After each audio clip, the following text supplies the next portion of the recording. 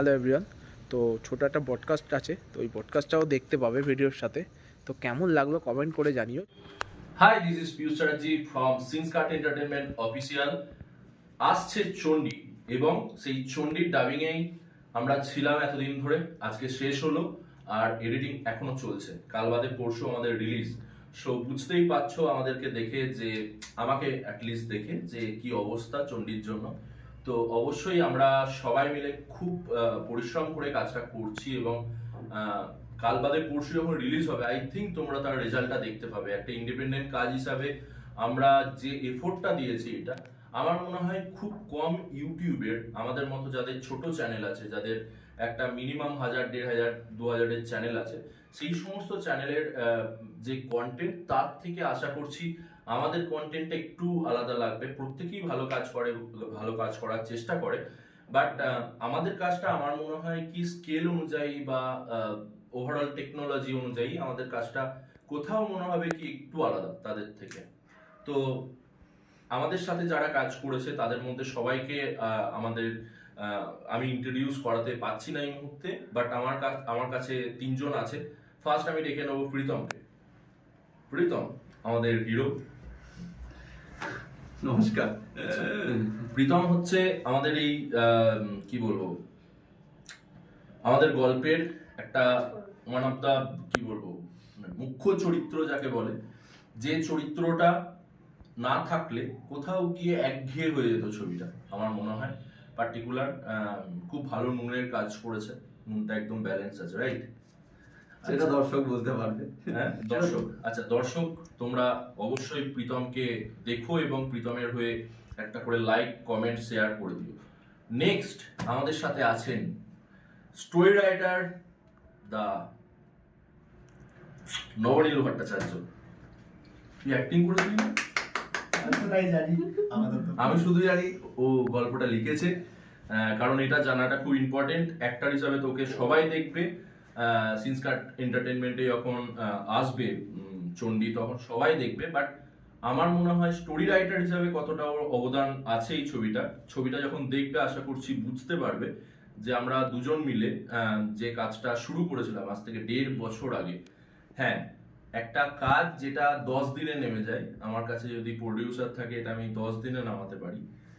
I think সেটাই করছি। Editing, colour correction সবকিছু মিলিয়ে হয়তো আমি 10 দিনই কাজ করেছি, বাট তার পিছনে আছে অনেক দিনের একটা পরিশ্রম। তার কারণ হচ্ছে আমাদের টাকা একদমই নেই। আমরা টাকা ফুরিয়ে যাই, সকালবেলায় উঠে বেরোই 500 টাকা নিয়ে, সারাদিন পর ফুরিয়ে যায়, তারপর 5 মাস অপেক্ষা করতে হয় শুট করার জন্য। তো এই পরিস্থিতিতে আমরা শুট করেছি। আমাদের সবকিছুই খুবই কষ্ট করে করা, এটা সবাই বলে হয়তো, বাট আমার ক্ষেত্রে একদমই তাই। কারণ টাকা পয়সা একটা বিরাট বড় চ্যালেঞ্জেস আর্নিং, মানে এই ধরনের প্রজেক্টের ক্ষেত্রে। তো দ্যাটস ওয়াই আমাদের প্রজেক্টটা শুরু হয়েছিল, আমার যতটুকু মনে হয় 2023 না 23 ডিসেম্বরে আমাদের কাজটা শুরু হয়েছিল। এবং আজকে তখন আমার কাবুলিওয়ালাটা রিলিজ হয়নি, আমি শুরু করেছিলাম চণ্ডী।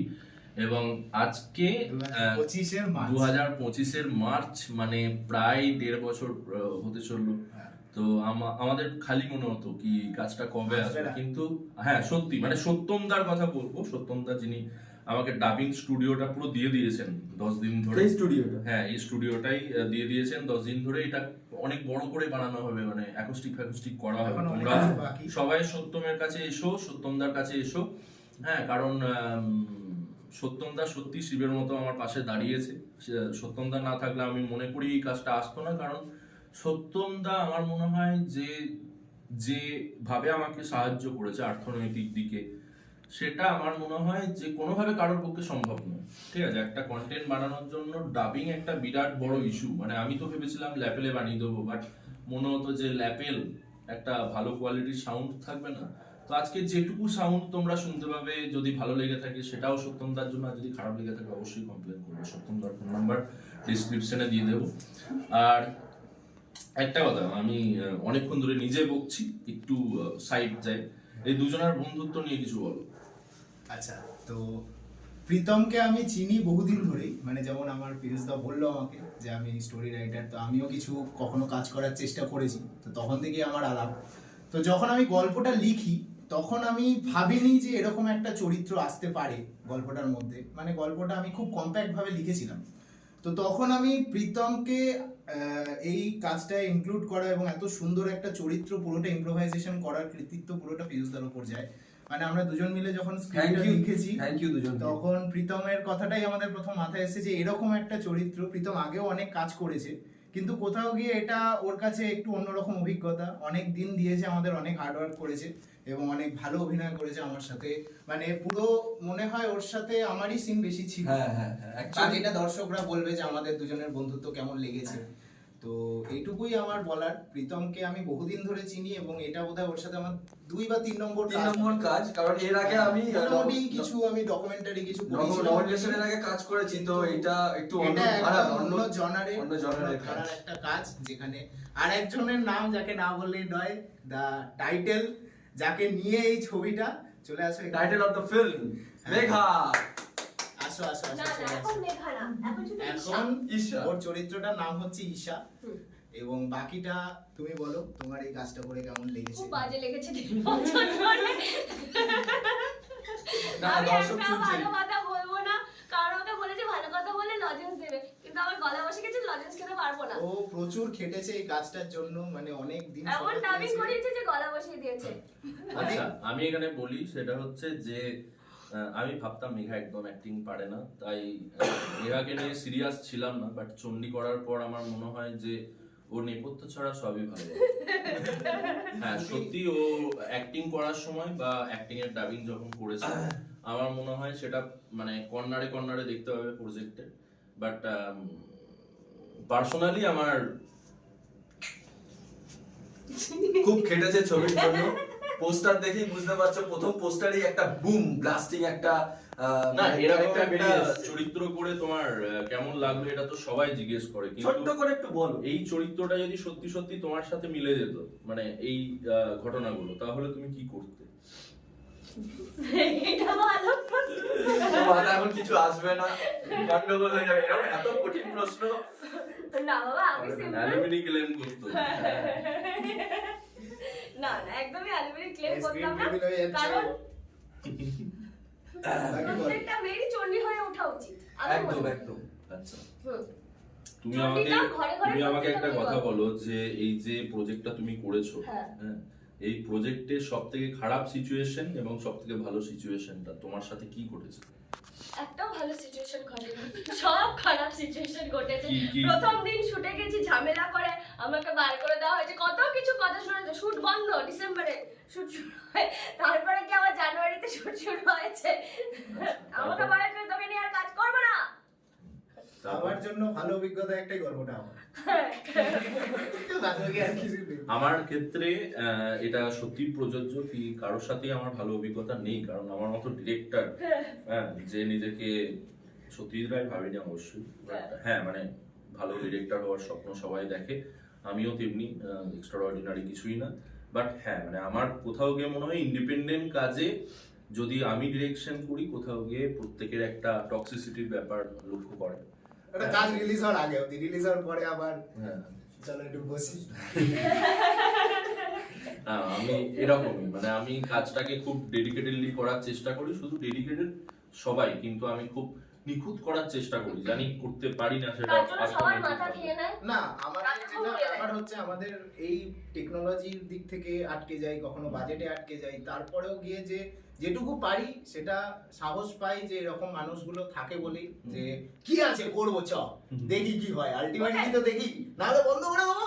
কিন্তু তারপর গিয়ে দেখা যায় যে না, কাজটা আলটিমেটলি ভালো হয়েছে। না, ইন্ডিপেন্ডেন্ট কাজ করার মধ্যে এটা একটা আমাদের মজা আছে। ইন্ডিপেন্ডেন্ট কাজ করার মধ্যে যে একটা মজা আছে, আমাদের একটা স্বতঃস্ফূর্ত ভাব আছে যে আমরা ছবিটাকে ওভারঅল দর্শকদের সামনে কিভাবে প্রেজেন্ট করব, সেই পুরো চিন্তা ভাবনা হচ্ছে পিয়ুষ দার।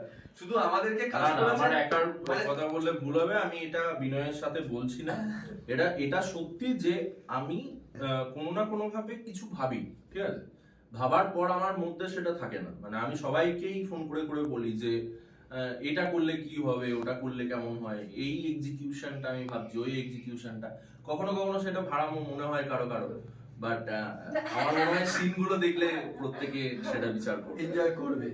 ইন্ডিপেন্ডেন্ট কাজ করে সত্যি খুব ভালো লাগে, সকলেরই ভালো লাগে। একদমই হ্যাঁ হ্যাঁ, মানে লাস্ট সপ্তাহ হলো।